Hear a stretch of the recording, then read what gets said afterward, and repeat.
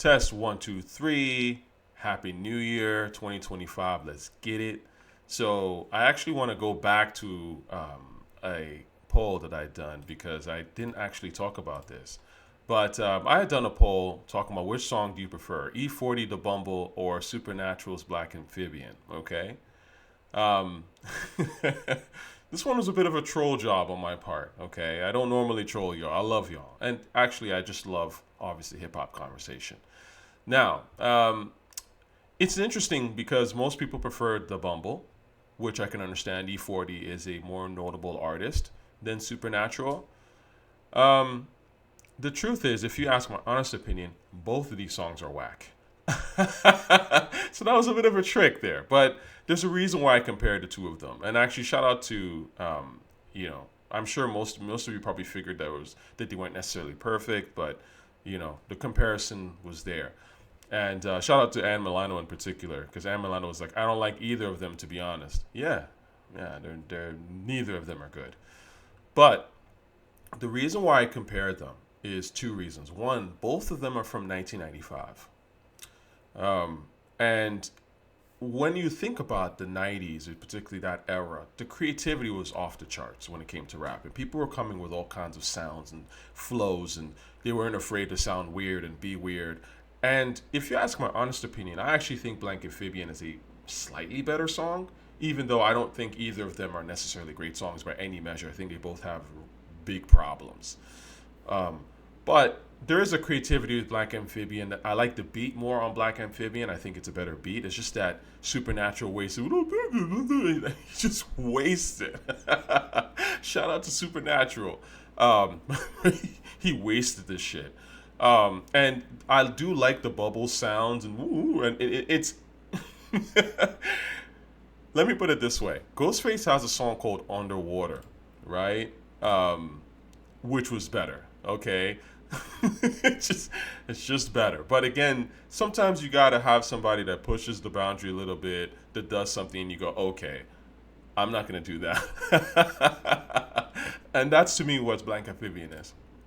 Now, what I also thought was really funny, and this is just a humor thing on my part, is that E40 sounds to me like how Supernatural sounds on Black Amphibian. I cannot get into E40's voice. It's just not like, again, E40 has his moments. He has certain songs that I fuck with, but in general, like y'all be putting E40 on a pedestal, and I'm like, he sounds like this to me.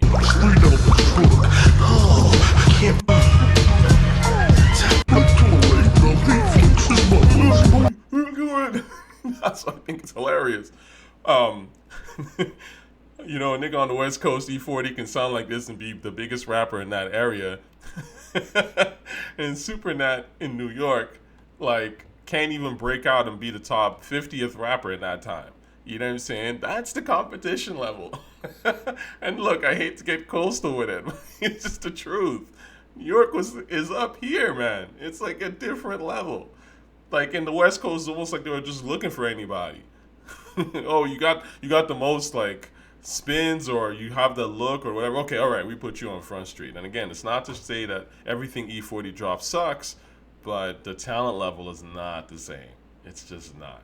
Okay, and this is why, again, people get really jealous about New York, but you have to understand New York invented hip hop, and they're the best at it by far. It's just the truth. Now, um, comparing both songs, I would say that again, I prefer the Black Amphibian beat for sure.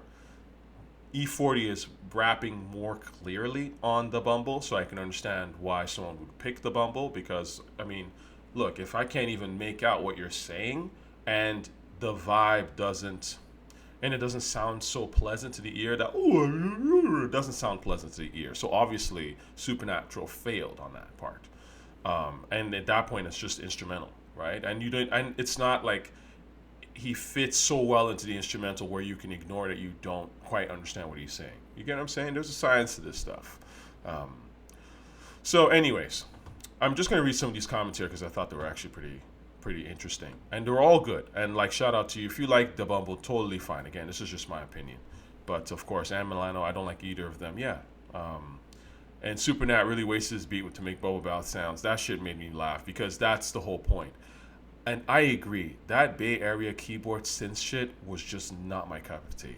And I heard that stuff again back in the late '90s because part of the thing about living in Saudi is we grabbed, or at least I did, because I was one of the few people that really kind of listened to rap in my area. But there were Americans.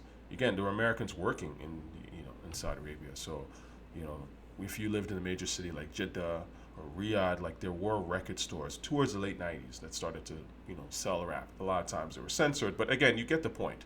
So, we were just grabbing whatever we could get our hands on, type of thing. And I tried to listen to some of that Bay Area shit. I would remember like buying like as a Mac Mall and some of these guys that were from particularly that San Fran thing, Oakland. I was just like, what is this shit? Like these beats, they sounded bad then. I'm gonna be honest with you. They sounded, there was a way they sounded almost thin, and without much atmosphere. And hip hop to me is about your surroundings and your atmosphere. And like what Raymond Carter is saying, that Bay Area keyboard synthy thing, it's like too video gamey, but not in a good way. Anyway, thin. It's like keyboard music. That's what it was. It's like Casio beats and shit. Like I don't want to hear that shit. E40 because he's actually rapping. His Supernatural one has been instrumental. Yeah, facts. Supernat did not deliver on this beat. And to be honest with you, I started listening to this album that Supernatural had. I could only really get through half of it, and it was a little tough. And again, shout out to Supernatural, but it sounds like he was just weeded the whole time, which is why I think it's interesting that Buddha Blessed It was a single. Again, I think the people who selected that, if I haven't heard the whole album, but they may have actually been smart to select that particular song because that was the best beat from what I've heard and the most coherent of it. Because the other ones were just not that coherent. Anyway, and that's why hip hop is a mix of so many people. Obviously, the talent, the music, the people that make the music are the people we love and we praise. But there's a whole industry behind the scenes of A&Rs and executives, and a lot of times they have also made rap great in their own right, and we have to give them credit for that shit.